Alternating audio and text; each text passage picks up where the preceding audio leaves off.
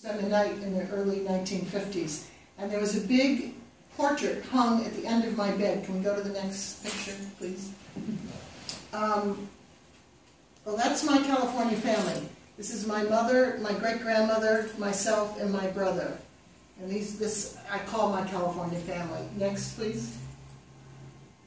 Now, this scary-looking lady who hangs in my living room in New York today hung at the end of the bed in my grandmother's house in Bel Air. And as a little girl, I used to say to her, "Cracker, who is that scary lady?" And she'd say, "Darling, that's your Civil War grandmother." So by the time I was an adult, and once I retired, I wanted to find out about this mystery lady, Malone. So she really was the inspiration for me to start my research. So the first place I went was to Michigan, and the first group of people I called was the Michigan DAR, the Algonquin chapter in Benton Harbor. Next slide. Well, just to back up a little, this is our genealogy of the Ingersoll family. I have a copy that was handed down to me by my great-grandmother. This book you can get online, you can get copies of it. How many here, other than this nice lady, thinks they're Ingersoll or related to the Ingersoll? My husband is an Ingersoll descendant, and I think I've got that book on my bookshelf. Well, I'm here to tell you I thought this was the go-to book.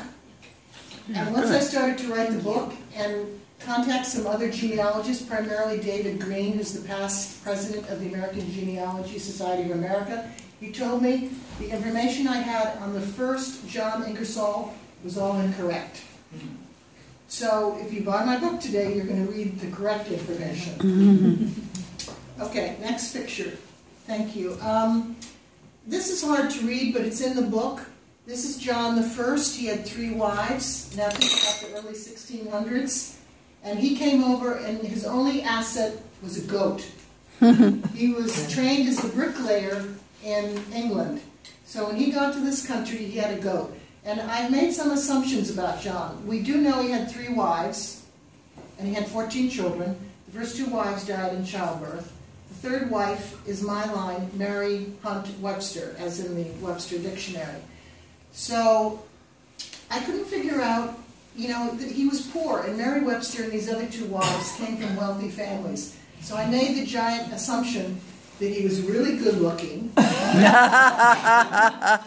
was great in bed. And he corralled these women's fathers to say, "You can have my daughter, but you have to work hard, you have to be a good husband, I'll give you some money," all of that.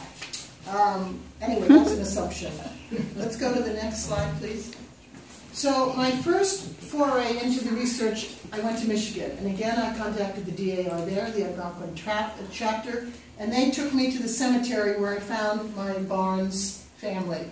And my Barnes family married into the Ingersoll family. Malone, the picture you saw of that sort of sad-looking lady, she was an Ingersoll. So my Ingersoll family comes down through the maternal line. Okay, next slide, please. After I came back from Michigan, and I'm going to try to make this short because if you want to get all the great details, they're in the book. This is a map of the Connecticut River Valley because this is where John Ingersoll originally settled. They all sort of started off in Boston and Salem, and those places we're all familiar with. But they didn't like a lot of the ministers in that area. You probably all know this, those of you that have ancestors from the Boston area. Like Cotton Mather, a lot of them were kind of mean and very strict, about religion. So if you had 10 families and a minister, you could leave the Boston area or Cambridge and go and settle a town. So my John went over with 10 families to Northampton, Massachusetts. And obviously they were surrounded by a lot of indigenous tribes. And it got a little bit more complicated. Those of you that have read the history of our indigenous tribes, particularly in Massachusetts, as more indigenous people more English came in, the indigenous people were moved out, and we had that King Philip's War. Raise your hand if you know about King Philip's War. Oh, wow. See, the DAR ladies really know their history. Next slide, please. So this is the first Congregational church in Northampton, Mass. How many have been to Northampton? Know Northampton? Yeah. It's where Smith College is, and it's a beautiful town. This is the first Congregational church, But on this property on Main Street in Northampton is where my John had his little log cabin, or his first home, and that was the first church. Everybody was very religious in this early period of American history. So every time I go back to Northampton, I tell them I have squatter rights. I want at least a plaque on the church for John Ingersoll. So he lost 2 wives in this town. So when he met Mary Webster, he decided to move to another town, which was Westfield, Massachusetts. Next slide, please. And here's a map of the early settler plots in, no, this is Northampton, I'm sorry. I have a map for Westfield too, but these maps, anyone that's done research, you can find on the internet. You don't have to go to Northampton or Westfield or Great Barrington to find these maps. You can get them right on the internet. Who's done that here? Raise your hand. You've done that. Oh, a lot of good researchers. You probably should be giving this talk. Okay, next slide, please. This is the Housatonic River in Great Barrington, because I went to Great Barrington when I left Northampton before I went to Westfield. Who's been to Great Barrington? Oh, wow. Think of the music and all the hippies there in the 60s. Now it's basically a very nice resort town. Anyway, Great Barrington, after he left Northampton, he went to Great Barrington, and the house that his family built is still there. It's been added onto. Next slide, please. That's okay. Oh, we'll come back to this. Can we go to the next slide? These may be a little out of order. Here it is. This house is a 1700s house. It was called an ordinary. How many here know what an ordinary was? Raise your hand. Oh, smart people. These were the first taverns. Oh, really? Wow. And you had to get a license. And every town had to have an ordinary. Because as people, am I blocking your view? As people traveled on horseback across the Northeast, they needed a place where they could get a fresh horse, a hot meal, and a bed. And sometimes several shared one bed, if we can imagine that, as did Benjamin Franklin and John Adams, those of you that have read the biography of Adams. Okay, next slide, please. That picture you just saw is now what that historic house looks like. Wow. It's now a Victorian B&B in Great Barrington. I've stayed there several times. I mean, clearly it's had a makeover. And this is where one of my Massachusetts ancestors and patriots lived, Peter Ingersoll. I have a lot of Ingersoll patriots because there are a lot of them in Massachusetts.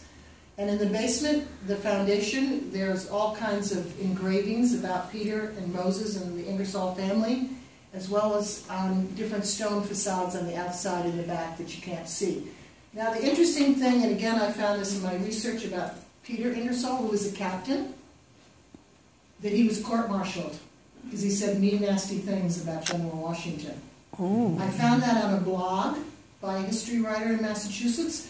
So I found his phone number and I called him right up. I said, you know, remember the DAR, this doesn't look good for me to have one of my patriots court-martialed because he said mean things about the general. I said, can you prove that? And again, this was really the fun part of my research. He said, well, I have 2 diaries. One's from a private and one's from another sergeant.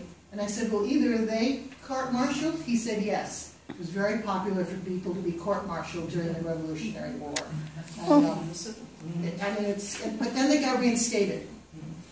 Okay.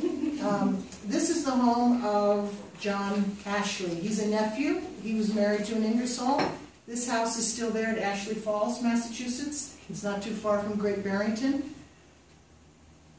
He had a slave whose name was Mumbet. Has anybody ever heard of Mumbet? Her real name was Elizabeth Freeman. See, I got some of you. Elizabeth Freeman was the first African-American woman to win her freedom from the Massachusetts legislature. So this house is historically marked, and there's another little house next to it that has the whole history of Mumbet. And not only was she the first African-American to get her freedom and the first woman by the legislature, but Congressman Theodore Sedgwick was the congressman and the judge who represented her. So think about this time. The Ashleys are the largest slave owners during the Revolution in this part of western Massachusetts. And this white judge represented this African-American woman and helped her win her freedom. So this is a very interesting story, and there's been a lot of books written about the Sedgwicks. Does that ring bells for people? Yes. It's a big family, very old family. Most of them are buried in Stockbridge. And after she won her freedom, she went back and worked for the family. So if you want to learn more about that, you have to read the book. And she's buried in the family cemetery in Stockbridge, which is a really beautiful, beautiful historic town. Anyone here ever been to Stockbridge? Wow. You're my new best friend. Okay, next picture, please. Now, this is just another indication of part of my research. I didn't understand why, after the Revolution, my Ingersolls left Great Barrington and went to New York and then eventually went to Michigan. So what I found out was, and everybody probably knows this, Massachusetts had the largest war debt from the Revolution. And they were all farmers. So if you weren't the first son, you had to really leave Massachusetts and go to a less expensive state where you could get land for 25 cents or 50 cents an acre. So in the Great Barrington records in Town Hall, and anyone that goes back east, a lot of these town halls have all these records. They're jewels.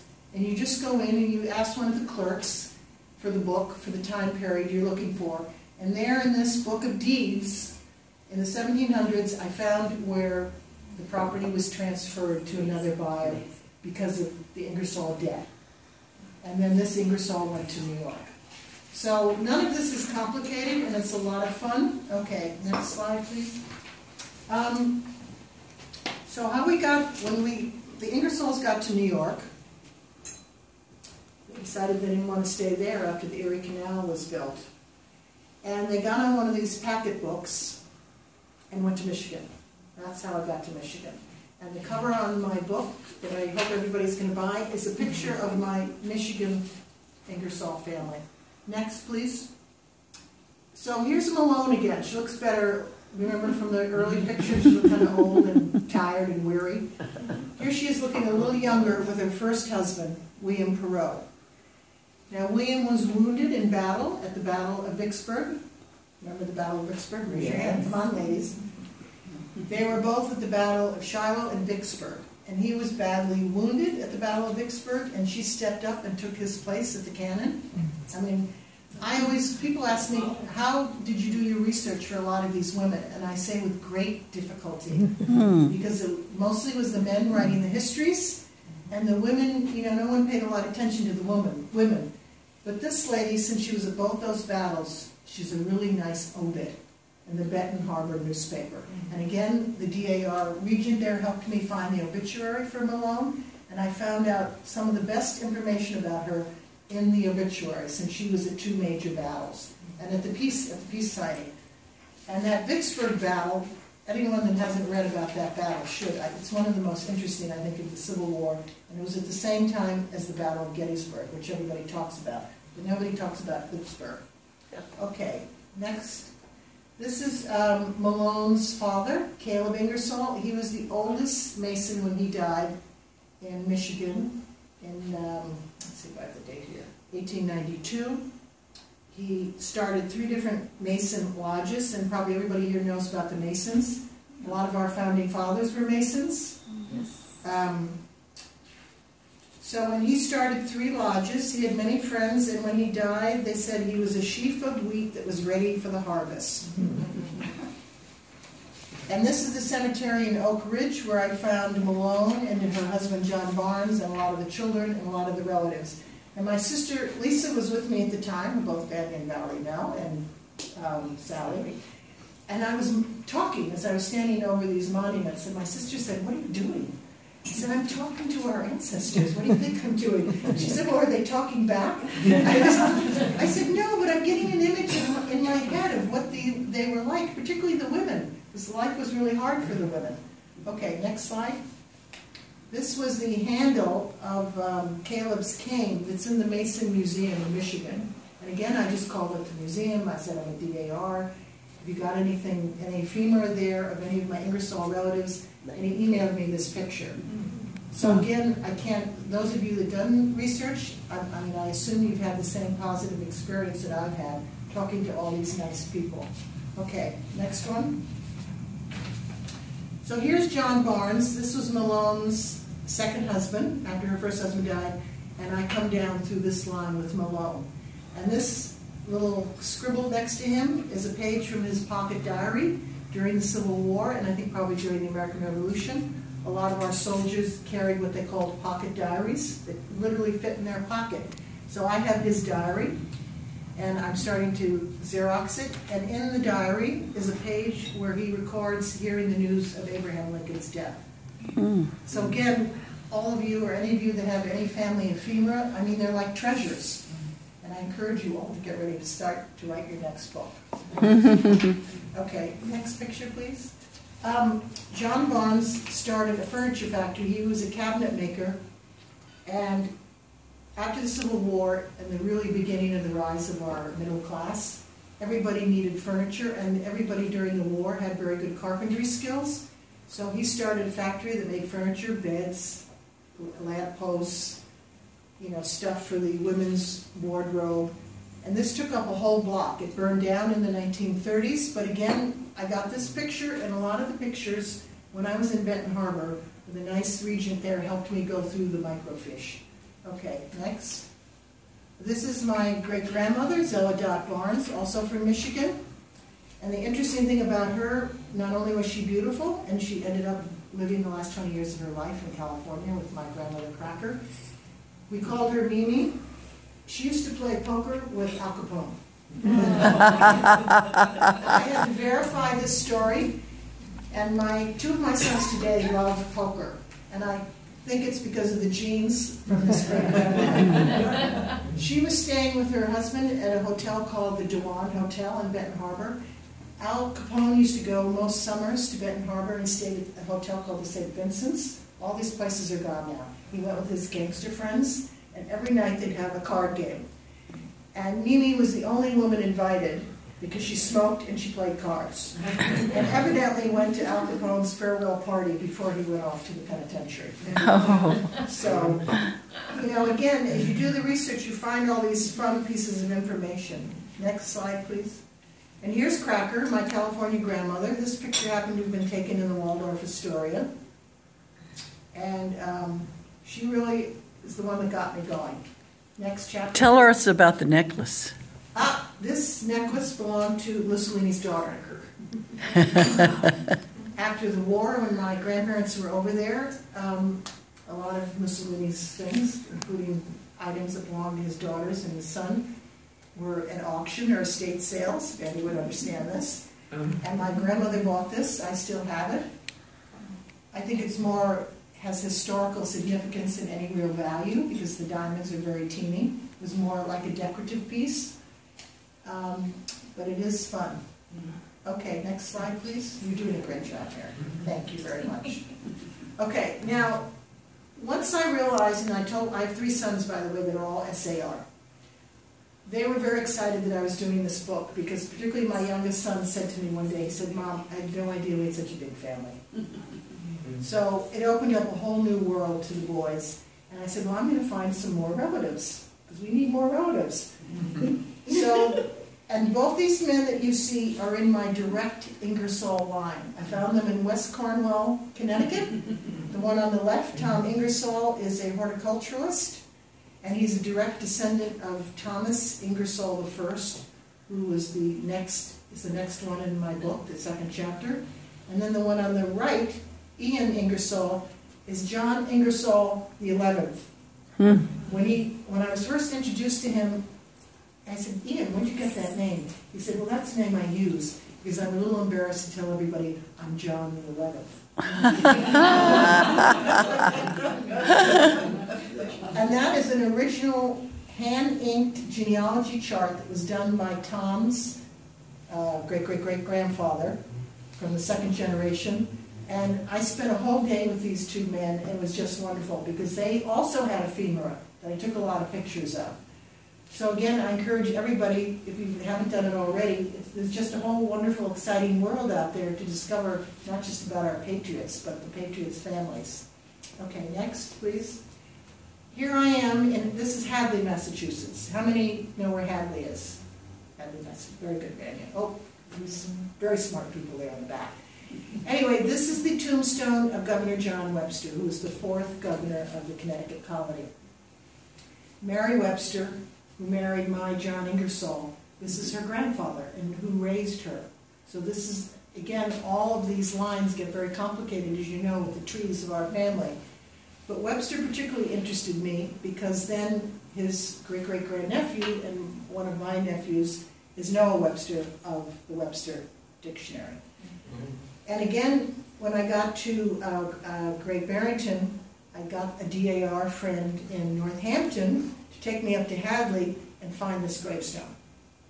So I really used the DAR chapters as to help me. Next, please. Now, this is for Valerie. When I convinced Valerie she should join the DAR, I told her that some of her ancestors were buried 20 minutes from me from Shelter Island in a place called Southold, Long Island. Southold was settled very early in the 1600s. It was part of the Atlantic trade route. This is the Merriam's Corner. Valerie's patriot is David Merriam. And this house is from the 1600s. Now we can have the next slide, please. That house is there today, and it's been state and federally landmarked. So if you go to Concord, how many have been to Concord, Mass? Wow. Who's been to the Patriots Parade in Concord? Wow. In April, when they have, it's a state holiday in Massachusetts, Patriots Day. Nobody works. But they have a big parade in Concord, and it's one of the best parades in the country. And here is the Merriam House, still standing, you know, federally registered as a landmark, and it is on that Concord property there where they have the parade, and they do a reenactment of the shot that was fired and heard around the world. And it's a fabulous parade because everybody dresses up, the DAR comes out from all the Massachusetts chapters, and all the SAR come out. And the only way I got my second son to join the Boston SAR was I said, John, you'll be able to dress up, reenact the shot that went around the world, and join the SAR in Boston. So I said, Mom, count me in. So that was very easy. So this is Valerie's homestead. And I'm trying to encourage her when her children get older, and Daniel's daughter should come back here, I'll give her a tour, to see this family homestead. Because there are not many of us that can claim that there are houses that belong to our families that are still standing, that have been, you know, landmarked. Right? Wow. How many of you have no houses in their family? That's like 2, 3, 3. It's exciting, it really is. Okay, next.